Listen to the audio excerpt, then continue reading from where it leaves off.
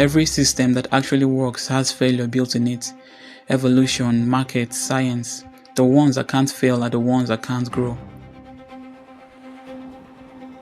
That's not a motivational reframe. That's just the structure of how things develop.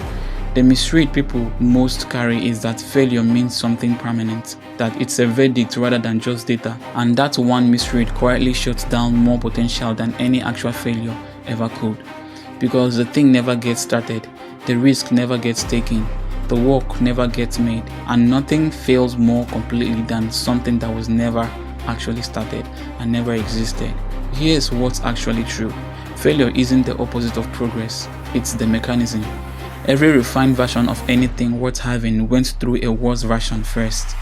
The gap between a first attempt and the finished thing isn't talent. It's the willingness to move through every failed iteration without treating each one like a reason to stop. The people who build things that last don't have a lower failure rate. They have a higher tolerance for what failure actually means. They fail and update, fail and adjust, keep the information, drop the shame, run the next version. That's the entire skill.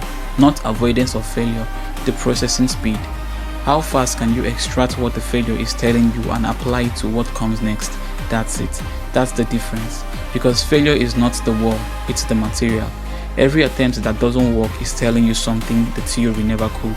It's giving you precision, tightening the thing, making the next version closer to what it was always supposed to be. Nothing gets built clean. Nothing arrives fully formed. The work reveals itself through the doing, and the doing includes everything that doesn't work on the way to what does. So the question was never whether failure shows up. It was always about what happens after it does. Whether the information gets used or the moment gets abandoned. Whether the next version gets made or the whole thing gets called impossible. Failure isn't a detour from the process. It is the process itself. My name is Emmanuel. Welcome to J2B.